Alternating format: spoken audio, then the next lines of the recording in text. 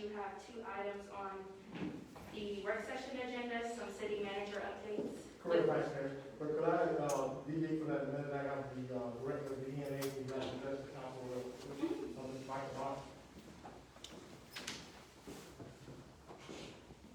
Mr. Folks and Council, I just wanted to take a minute to thank y'all and to recognize Mr. Folks and Chief Waldrop and the Anniston EMS for the effort that's going on here today in this very building.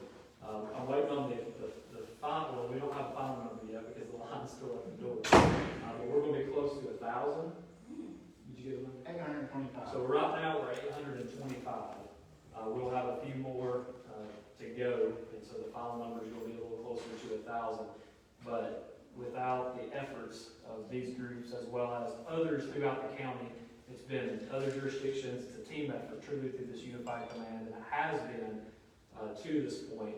But today is a prime example of that. And today I think is a day that we can see where we've truly made a difference in this community by the health department and the hospital being able to make sure that they had the priority groups taken care of. They were able to open it up then to those 75 and older. And why is that significant? Well, that's our most vulnerable population. Those are the folks that are dying right now every day in the hospital just down the block.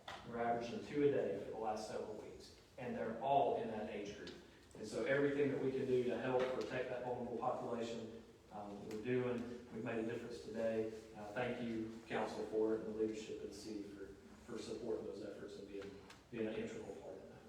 Michael, I want to say you have done an exemplary job yourself.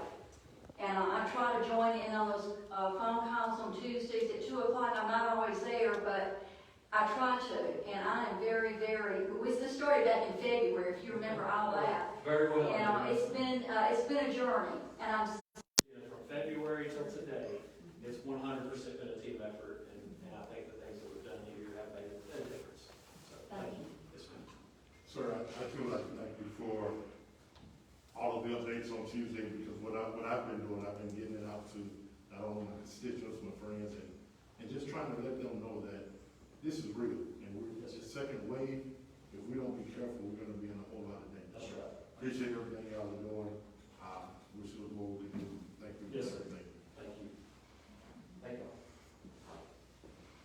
Thank you, Michael. And I just wanted to piggyback on what Michael said is we can't let off the gas. We got to continue to do what we're doing. And the thing about saying the normal is going to be back, we will never see a normal again. We just got to adapt to the new normal. And so that's what we need to do. And we make sure that everybody's doing it, and it's important that leadership does that. So thank you, Michael, so much, and thank you for all your miles and all what you all have done. So, real quick, the first thing I want to do is I want to make the council aware we want to discuss the CARES Act money, possible money. The reason I want Julie to explain to you all because normally we do an update, a budget update. But we have not seen a budget update from finance now because it will be all out of kilter until we reconcile the funds, because we got to keep in mind all this CARES Act money is approved, that it is approved to be submitted, but we got to be reimbursed, so we have to buy it. So I don't want to give you anything, you all see this budget and start to panic. So we're going to just wait till we reconcile. So I want Julie just to give you a little update on where we are with the CARES Act money. But I want to say that staff, especially our directors, have done a heck of a job ensuring that this we did all we could, and that they use the philosophy need versus wants. Not what we wanted, but what we needed. And I think they've done a heck of a job as directors to get all this together and make sure all this is going to be reconciled by the end date that we have. And I want to applaud them for doing a great job. Okay, so to go over this, I just wanted to let you guys have kind of an idea of how we spent this CARES money. Understand that it could be difficult at times to find things that we could get approved for, because what we did want is to get pre-approved for everything that we bought. Because once we got pre-approved for it, when we submitted for reimbursement, they can't tell us no. Otherwise, if we were to just think we can buy something with this, buy it, and then they say no, we're just out of luck. So this isn't anything fancy, and it's not extremely detailed. You'll see some things repeated, like under museum, you'll see cleaning and sanitation listed a few times, just because they've had more than one order. And so as I put this together, it's just very generic, but it does give you an idea of the things that we were able to purchase. Special payments is going to be when we did the special payment to the police and fire. claim reimbursement for that, not for what we did for the rest of the employees, but just for police and fire. So that's the 163. Sick leave, family leave, it's the time that we were required to allow people to take off, that was directed by the government, we could request reimbursement for that. So that was a big chunk of it right there, it's just using that. We were able to upgrade our facilities to touchless. So that's here and in a lot of our other buildings, the faucets, the toilets, that kind of thing, so they're touchless now. That's something we were able to get reimbursed for. Some of the other stuff, it's pretty self-explanatory, what's going on down, radios, so that there's less contact between the people in person. Temperature scanners, generators, tents, a lot of stuff under police was to help facilitate testing sites. And then you can just go on out, it's kind of the same thing. We were able to get a new vehicle out of it that was also to help facilitate moving items to and from testing sites and that sort of thing. Closed trailers, a couple utility vehicles. Again, this is the type of things that you can see on here that we were pre-approved for, that we bought, and now we are going to get reimbursement for. As of today, we've received 44,000 back. That doesn't sound like a lot, but we haven't submitted our final requests.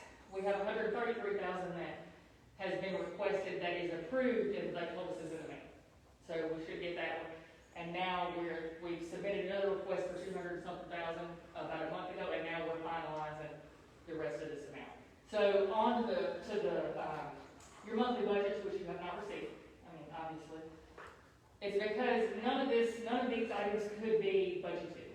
So if you were to see the monthly budget, it's going to look like we're going way over in all these categories, but we have to.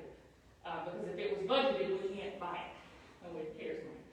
So now that we've spent everything we're going to spend, because it all had to be spent by December 31st, we don't have a deadline right now, but we're trying to get everything processed within the next month for reimbursement. But before the next meeting, I'll have you an updated monthly budget report to show you where we are, and I'll be able to put all this to the side so you can see where we're off and why we're off in some of those areas. So we'll have that to you before the next council meeting, but that's... Anybody have any questions on the finance? Thank you. Yes. Thank you. Thank you. And the next thing we wanted to discuss is our city road evaluation map. If you notice that I was giving you a roll of maps, those maps are, and I'm going to let David Arnett really expound on this a little bit, because what I want to happen is that at one time, we were talking about having the roads paved. So we had no process in which we were talking about paving the roads. So what I directed Public Works Director, give us a list of what are the worst roads within our city and give us an idea of how we can make a plan and have a process how we're going to repave these roads.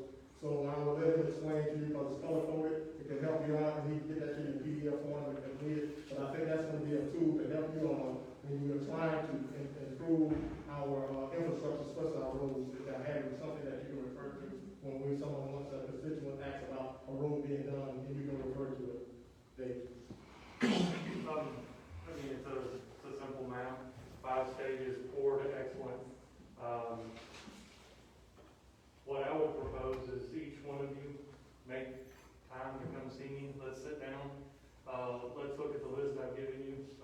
You have 3 to 5 roads that are the worst in your ward, and let's sit down and kind of look through the ward and discuss what the analysis says are the worst and what the citizens say are the worst, and kind of balance those between the two, because sometimes technology isn't the best predictor of what needs to be done. So, any questions? Is the PDF that you sent me the same as this, or is it an outdated version? It's the same one? Okay. There's been a couple of times whenever, we have something very severe in a county, stepped up to the plate and helped us, as far as, paving the road. Like, for example, Greenbrier Deer Road, the county partnered with us on that. And what I'm wondering is, if we have very poor roads, which we obviously do, what would the process be that we could reach out to them first to see if they have the funds to help, or would that be something that we don't need to be, I mean, I'm just.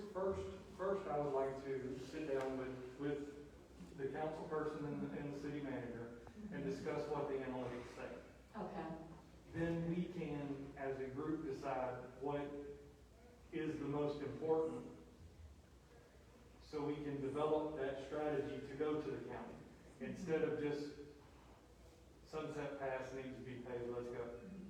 Well, Sunset Pass may be in the good range. We have another road, we need to just kind of go through and develop that process before we go to any outside agency now. Okay. But yes, ma'am, absolutely. What he's saying, the reason I wanted to do this, is if we're gonna reach out for help, let's have a plan on how we're gonna do it, and let's have a plan that is fine with all the council as a whole. And so then we can go to the county and maybe other agencies to talk about a plan, because then we know the direction we're headed. Okay. Yeah, so if everybody is the council, we're reaching out to the county, and we're not gonna see like we have a plan that's consistent. And that's what we're asking, so we can have. Yeah, I would say that we have 2 county commissioners that service the Anniston city limits, and that, you know, often in the past, they'll have a need to expend some of their road funds, and they'll come to us and say, you know, both of the commissioners that represent Anniston city limits also have sections of Ward 1 in their district. And they typically will come and say, hey, I've got some road monies I need to spend. Do you have a certain road that you feel is needy right now? Having something like this, a document that identifies, and we did this about 8 years ago, we did it. And had a document, had a 5-year plan on how we were gonna tackle the poor to the excellent and work through it. And it put together a good document, and then we had some transition in leadership, and it kind of fell by the wayside. But this is gonna be an excellent tool for us once we understand the roads in our areas that are in the most dire technical need, and then we can weigh that against constituent requests.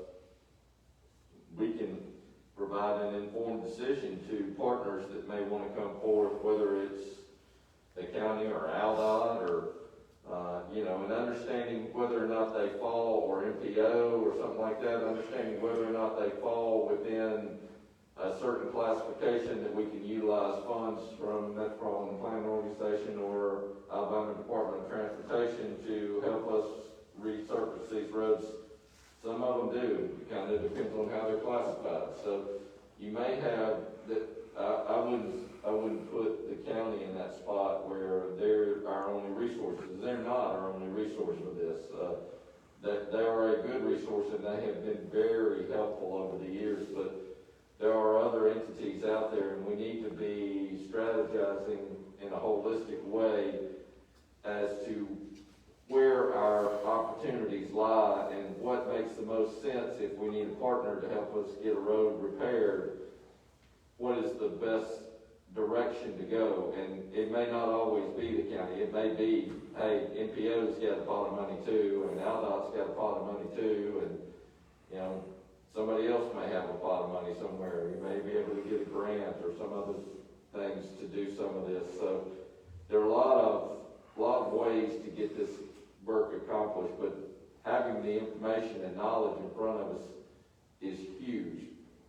We've been looking for this for a long time, and David, I really appreciate you and your staff spending the time, and Stephen, you directing it to happen, because this is critical to our success and being able to provide safe travel for our constituency. So thank you for this, and I look forward to meeting with you and understanding a little more fully what I can do from my perspective to support my areas. Also, yeah, compliment what Jay said. Great idea. Can we set a timeline on the council? Can we put ourselves on a time limit to I think the faster we're just gonna take members to close chapter, we won't sit down with everybody and understand, because, so the parts that we don't understand, y'all can guide us through.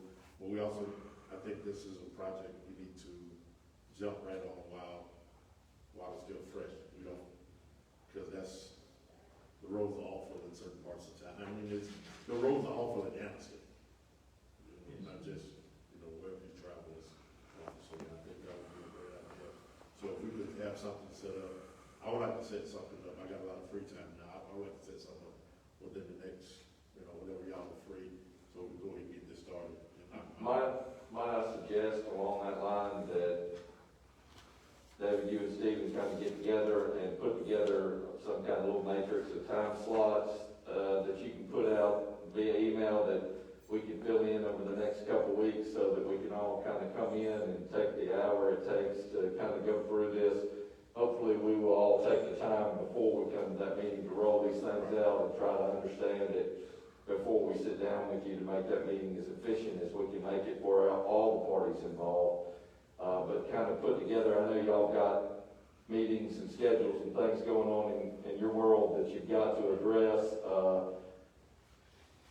So if you could put together something like that we could just all kind of sign up for on our slots, and then we get it done. But getting it done in the next couple of weeks, I think is a real good idea, Dee. And I like that, Councilman, for Councilman Roberts, because I don't want this to stay stagnant. And also, I want to be, this is going to be an integral part of our comprehensive plan as we move forward as well. So I think doing this within the next 2 weeks and putting something together, I'll task Dave with getting that done, so we can start moving forward, so we can actually start, see how we can roll all this in with our comprehensive plan and our budget that's coming up next year as well. And another thing, in 2000, that was put together, Jay, I believe, right before we took office in 2012, the previous list. And I did have a neighborhood that disagreed with that list. And I went and I looked at their street, it was Mary Lane, it really was just absolutely very poor. And so that changed after I saw it, and we got that page. So I think it would be very helpful if everyone could go take a look at everyone that you have that's rated very poor, just in case you have that come up, because not that you made any mistakes at all, I'm sure you all done a great job, but those things happen sometimes, things can slip through. But let me make sure that we understand, because I remember that other report, that other was done by Public Works itself. This we had outside consultants that actually come in. Oh, okay. No, this was not done by our staff, because that's what happened last time, because there was some concerns because we did it in-house. This was not done by us, this was done by an outside consultant to actually come in and look at it. So that's what's better about this. Okay, great. Which means we have verified analytic and data to support each decision that was made on each road. Going back more over to your point, we have that backing on anything that anybody would ever want. Great, thank you. Thank you. The last thing that I want to discuss, and I will allow the Vice Mayor to comment us a little more. Councilman Smith has reached out to requesting a meeting to discuss our trash and debris pickup. And I think that is something that needs to happen. And I would like to ask the council if the next council meeting that is scheduled, that we may be coming for our work session maybe at 4 o'clock and have this discussion, because we need to start having this discussion. And we need to try to change the culture of how we're going to brush pick up, so everyone understands how we're going to go about and move forward. But I think we need to do this publicly. I think we need to just have a conversation. But I thank Councilman Smith for bringing this to our attention. And I do think, and I've talked with each of you, I think individual as well about this. But I think we need to have this conversation, and we need to start new on how we're going to do this brush pick up. For instance, we've got a schedule. The schedule cannot be kept with this brush pick up when we're talking about too many variables that we can't control. So we need to come up with better wording and do better, but we need to have a meeting with council so we can get the guidance we need in order to put something there, and then make sure the public is educated on how we're going to move forward. So by next brush pickup and by next leaf pickup, we have something in place. So can that schedule be, do we want to make that schedule public prior or after? We will make that, if it's good with the council, we will do this with our next work session start at 4 o'clock. Okay. PM, and we'll, so that's what that would be the only something that we're gonna talk about. That's gonna be council. Sure. I think my hopes are in this work session that we can come to a viable solution on how to really shift the culture that we are seeing in the city of Anniston that really is just costing us tens of thousands of dollars that really we don't have to use in that particular area. I think that this culture has been supported and established and created for so long that it's going to require us to be more proactive and active in within our constituents and making sure that we are, again, actively informing them of what can and cannot be done, and really just using the resolutions that we have set in place. I think that's extremely important. I know with some of the constituents that I've talked to, they didn't even know certain things were, they didn't know anything about an appliance removal tag. And that's not necessarily their fault. I believe that it is up to us as leaders to inform people, and then at that point, they can take it how they may. But I just think that we need to be a little bit more proactive in making sure that our community is informed on what we want to do within the city so that we can hopefully use monies elsewhere to maybe make a greater impact. Also, on this, so I think we need to look at and think about when it comes to this work session. If we're going to enforce whatever we put out, we also need to start looking or try to come up with what would be some of the viable consequences, be it putting them on the nuisance list, because I told everyone when I ran, I think when I first talked to Tim, first thing I said was, I'm running because, my ward wants to talk about trash and litter. It's to the point now where I'm getting calls from Ward 3, from where somebody, and I gave them Councilwoman Smith number, and it's just they waited till, the guy said these people waited till the trash man had run, pick up the trash, and they come and dump a whole bunch of trash where the trash can go. And I mean, it's just, I know we have a cultural change, but overall, the city of Anniston, right around Christmas, was probably, and it's not our workers, it's the people being ignorant of the law. And we have to continue to push what the trash policy is, what the debris pickup policy is. Because after Christmas, now where everything was clean, now I see mattresses, couches.